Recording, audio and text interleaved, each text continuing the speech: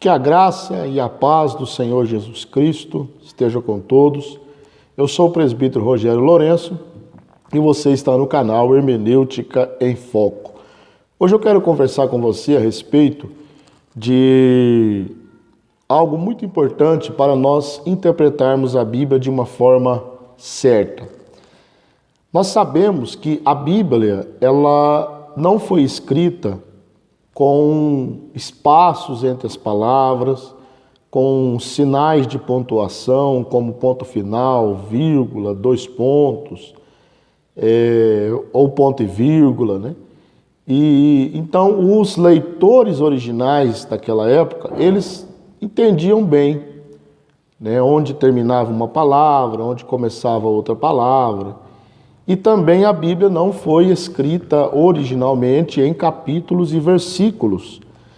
Então nós precisamos de uma coisa, de uma ferramenta muito importante para nós interpretarmos a Bíblia de uma forma certa, de uma forma exegeticamente certa. Nós precisamos detectar os fluxos de pensamento do autor. Isso é de suma importância. Eu vou citar um texto aqui, um texto bem famoso da Bíblia, que está na primeira epístola de Paulo aos Coríntios, no capítulo de número 11. Nós vamos estudar esse texto para que eu possa mostrar para você como é importante usarmos e detectarmos os fluxos de pensamento do texto. O versículo 17 do capítulo 11 da primeira epístola de Paulo aos Coríntios, ele começa assim: Nisto, porém, que vou dizer-vos, não vos louvo, porquanto vós ajuntais não para melhor, senão para pior. E nós vamos lendo o texto, e o texto vai falar sobre a Santa Ceia. Quando você chega no versículo 22, o apóstolo Paulo termina o assunto, o fluxo de pensamento, dizendo o seguinte: Não tendes porventura casas para comer e para beber? Ou desprezais a igreja de Deus e envergonhais os que não têm? Que vos direi? Louvar-vos-ei? Nisto não vos louvo. Então olha para você ver a importância de se detectar o fluxo de pensamento. Do versículo 17 até o versículo 22, o que Paulo está condenando? Ele está condenando, você pode ver que ele começa: Nisto não vos louvo, nisto que eu vou dizer agora, e fecha o pensamento no versículo 22 com a mesma expressão: Nisto não vos louvo. Então, do versículo 17 até o versículo 22, nós temos um fluxo de pensamento. E depois ele começa o versículo 23 com a palavra porquê. Porque eu recebi do Senhor o que também vos ensinei.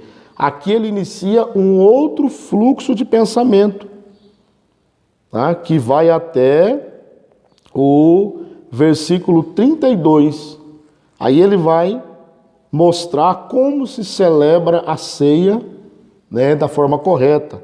Ele vai dizer que recebeu do Senhor, que o Senhor, tendo graça, pegou o pão e partiu e disse: comei dele todo. Semelhantemente ele pegou o cálice, né? Aí ele vai dando instruções para a igreja do jeito que o Senhor deu instrução para ele. E ele vai dizer o seguinte no versículo 26: Porque todas as vezes que comerdes este pão e beberdes este cálice, anunciais a morte do Senhor até que venha. Então ele vai mostrando que não se deve comer o pão e beber o cálice indignamente. Ele manda no versículo 28 examinar-se a si mesmo, para depois comer do pão e tomar do cálice, né? E vai falando até o versículo 22. No versículo 23, ele inicia com um portanto. Então você pode ver que no versículo 23, ele inicia com um porquê. E no versículo 33, ele inicia com portanto, com a palavra portanto.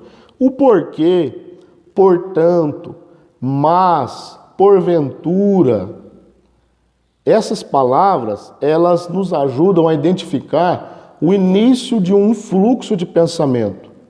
Isso é muito importante. Aí ele, no versículo 33, ele começa com portanto e diz: portanto, meus irmãos, quando vos ajuntais para comer, esperais uns pelos outros. Mas se algum tiver fome, come em casa, para que vos não ajunteis para a condenação. Quanto às demais coisas, ordená-las-ei quando for ter convosco. Então aqui, do versículo 17 até o versículo 33, nós vemos 3 fluxos de pensamento. Agora você me pergunta, mas por que isso é tão importante? É aqui que eu quero chegar. Se você pegar o versículo 17, a expressão nisto não vos louvo, né, ou não vos louvo, que é semelhante, ou praticamente o mesmo pensamento de nisto não vos louvo, né, que está no versículo 22, se você pegar o versículo 17 e ir até o versículo 34 e não separar os fluxos de pensamento, nós podemos cair num grande erro, que é dizer que Paulo estava condenando a Santa Ceia. Então, se eu pego o versículo 23, a gente cai no erro de dizer o seguinte: Paulo condenou a prática da Santa Ceia. Por quê? Porque você pega o versículo 17 e ele vai falar assim, ó: nisto, porém, que vou dizer-vos. Nisto, porém, que vou dizer-vos, não vos louvo. Então, se eu disser que nisto que eu vou dizer-vos está incluído todo o capítulo, né, do versículo 17 até o 33, eu caio no erro de dizer que Paulo não elogiava aos crentes de Corinto porque eles celebravam a ceia. Olha o perigo. Aí nós vamos dizer que a ceia é um ato errado e que Paulo estava condenando a Santa Ceia. Agora, nós podemos ver que ele não está condenando a Santa Ceia, muito pelo contrário, ele está mostrando a maneira certa de celebrar a Santa Ceia. Nós temos um exemplo nisso, no versículo 28, ele manda examinar e assim coma deste pão. Ele está dizendo, assim vocês devem comer do pão. Examine-se primeiro, depois coma do pão, né, e beba do cálice do Senhor. E ele vai mostrando ainda que a Santa Ceia, ela é um ato que se deve celebrar. No versículo 26, ele diz: todas as vezes que comerdes o pão, ele não está condenando a Santa Ceia. Ele está afirmando, todas as vezes que você comer o pão e beber o cálice, você está anunciando a morte do Senhor até que ele venha. Então, fazer do versículo 17 até o 34 um bloco de pensamento e pegar o versículo 17, né, como o versículo chave para interpretar todo o restante do texto aqui em análise, nós corremos no grande erro de condenar a Santa Ceia. Então você precisa separar os fluxos de pensamento.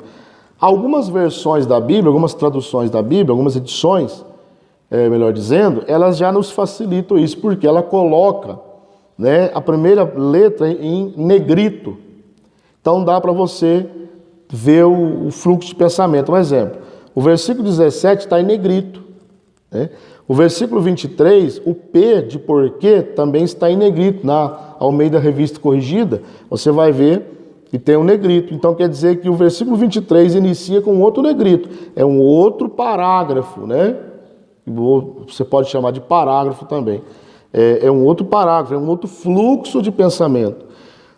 Do versículo 23 até o 32, não tem mais nenhuma letra em negrito. Isso quer dizer que é um fluxo de pensamento até o versículo 32. No versículo 33, o P de portanto começa também com negrito. Então o versículo 33 e o 34 é um fluxo de pensamento, é um parágrafo. E o capítulo 12, o A de acerca dos dons começa com negrito. Então aí é outro assunto, outro fluxo de pensamento. Isso aqui ajuda muito, né? Então, quando você for ler um texto e interpretar um texto, procure separar, identificar os fluxos de pensamento. Isso vai ajudar bastante você numa boa interpretação. Até o próximo vídeo. Se você gostou desse vídeo, deixa o seu like aí. Se você não é inscrito no canal, aproveite e faça a sua inscrição. Acione as notificações para você receber os vídeos de antemão. Que Deus em Cristo vos abençoe e até a próxima.